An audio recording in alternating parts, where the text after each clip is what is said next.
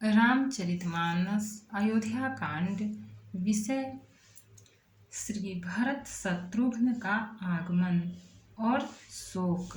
भावार्थ सहित। चले समीर बेग है हाके, नाघत सरित शैल बन बाके। हृदय सोचु बड़ कछु न सुहाई, अस जानहि जिय जाऊं उड़ाई। हवा के समान वेग वाले घोड़ों को हाँकते हुए वे विकट नदी, पहाड़ और जंगलों को लांघते हुए चले। उनके हृदय में बड़ा सोच था, कुछ सुहाता न था। मन में ऐसा सोचते थे कि उड़कर पहुंच जाऊं। एक निमेष बरस सम जाई, यही विधि भरत नगर नियर आई। अस गुण होहि नगर बैठारा, रटहि कुभांति कुखेत करारा। एक एक निमेष वर्ष के समान बीत रहा था। इस प्रकार भरत जी नगर के निकट पहुँचे।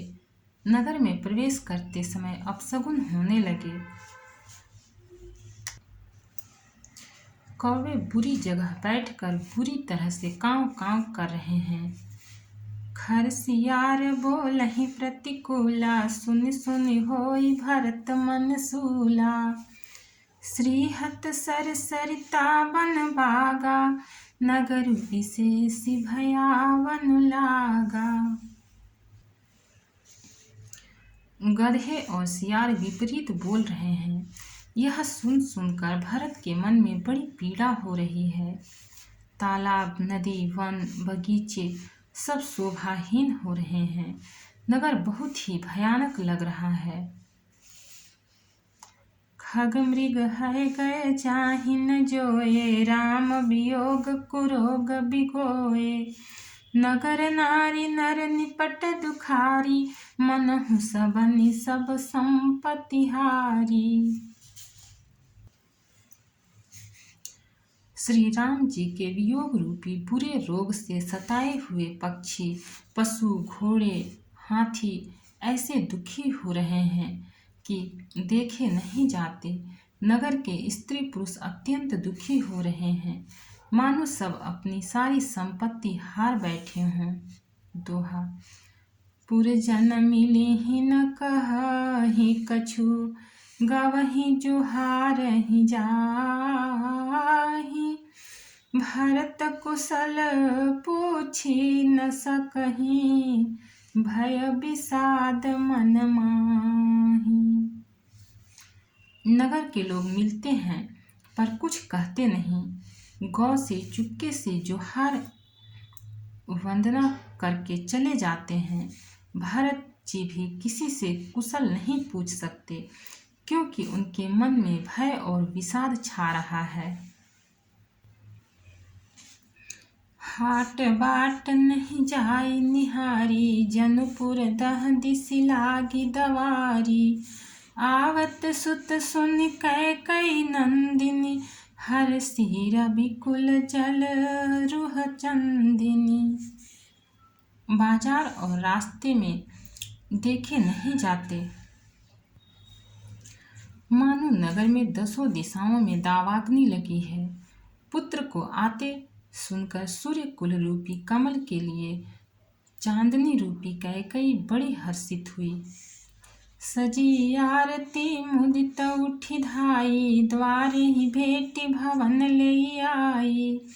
भरत दुखित परिवार निहारा, मानहु तुहिन बनज बन मारा। वह आरती सजाकर आनंद में भरकर उठ दौड़ी और दरवाजे पर ही मिलकर भरत शत्रुघ्न को महल में ले आई। भरत ने सारे परिवार को दुखी देखा, मानो कमलों के वन को पाला मार गया हो। कैकेयी हर्षित एहि भांति, मनहु मुदित दवलाई की राती। सुतहि ससोच देखी मन मारे, पूछति नय हर कुशल हमारे। एक कैकई ही इस तरह हर्षित दिखती है, मानो भीलनी जंगल में आग लगाकर आनंद में भर रही हो। पुत्र को सोचवश और मन मारे बहुत उदास देखकर वह पूछने लगी, हमारे नैहर में कुशल तो है? सकल कुशल कही भरत सुनाई, पूछी निज कुल कुशल भलाई। कहूँ कह तात कहाँ सब माता, कह सिय राम लखन प्रिय भ्राता। भरत जी ने सब कुशल कह सुनाई, फिर अपने कुल की कुशल क्षेम पूछी। भरत जी ने कहा, कहो पिताजी कहाँ हैं? मेरी सब माताएं कहाँ हैं? सीता जी और मेरे प्यारे भाई राम लक्ष्मण कहाँ हैं? दोहा। सुनि सुत बचन स्नेहमय, कपट नीर भरि नैन। भरत श्रवण मन शूल सम, पापिनी बोली बैन। पुत्र के स्नेहमय वचन सुनकर नेत्रों में कपट का जल भरकर पापिनी कैकई भरत के कानों में और मन में शूल के समान चुभने वाले वचन बोली। तात बात मैं सकल समारी, भय मंथरा सहाय विचारी। कछुक काज विधि बीच बिगार्यो, भूपति सुरपति पगु पगु सुरपुर पगु धार्यो। हे तात, मैंने सारी बात बना ली थी, बेचारी मंथरा सहायक हुई, पर विधाता ने बीच में जरा सा काम बिगाड़ दिया। वह यह कि राजा देवलोक को पधार गए। सुनत भरत भय विवश विषादा, जनु सह में करि के हरिनादा। तात तात हा तात पुकारी, परे भूमि तल व्याकुल भारी। भरत यह सुनते ही विषाद के मारे विवश बेहाल हो गए, मानो सिंह की गर्जना सुनकर हाथी सहम गया हो। वे तात तात हा तात पुकारते हुए अत्यंत व्याकुल होकर जमीन पर गिर पड़े। चलत न देखन पायऊँ तो ही, तातन राम ही सौंपेहु मोही। बहुरी धीर धरि उठे संहारी, कहूँ पितु मरन हेतु महतारी।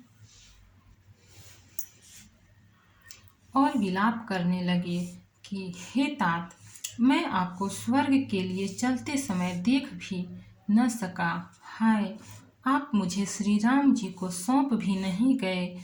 फिर धीरज धरकर वे संभल कर उठे और बोले, माता पिता के मरने का कारण तो बताओ।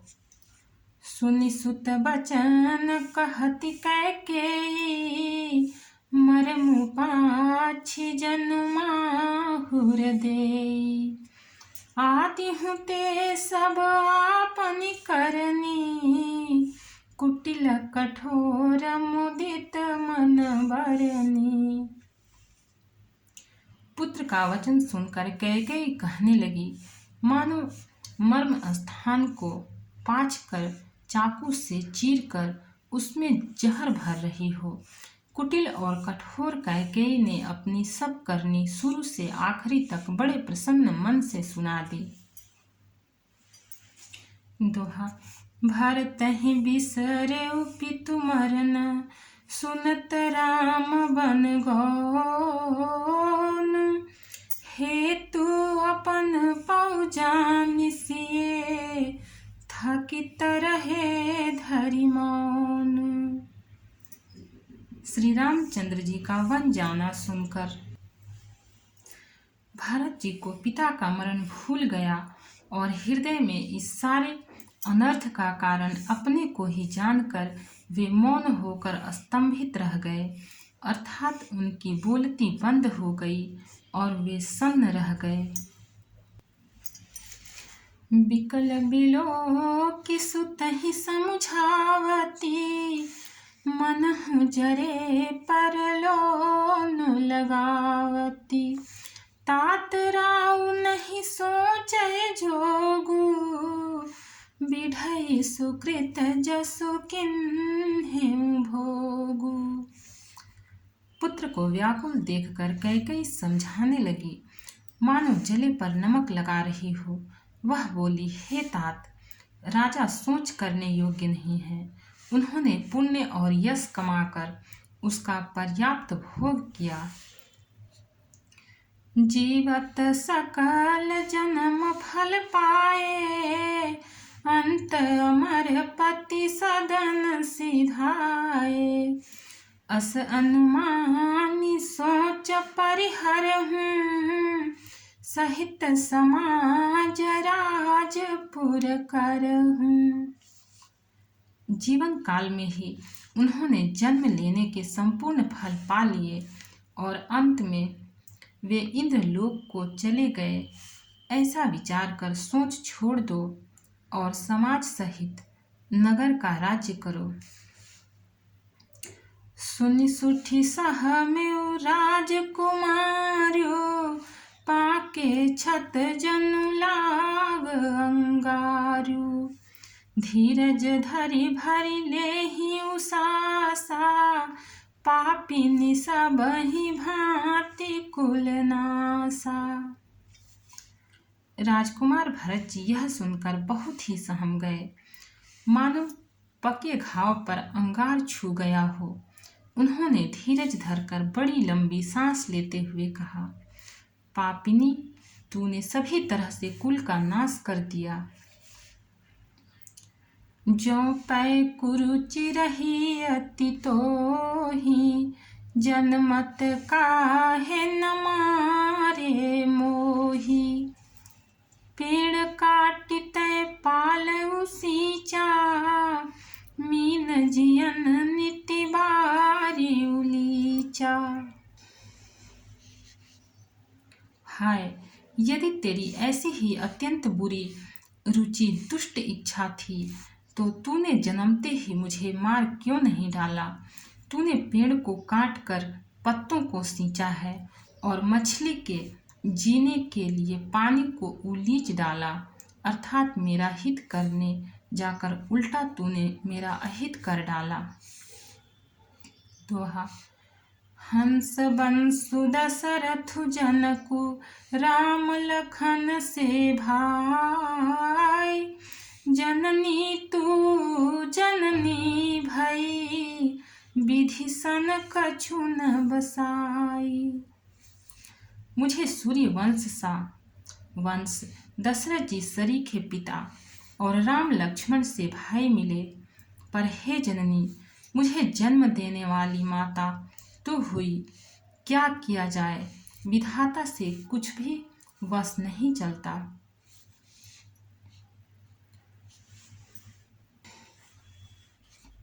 जब तय कुमति कुमत जिय ठायऊ, खंड खंड होय हृदय न गयऊ।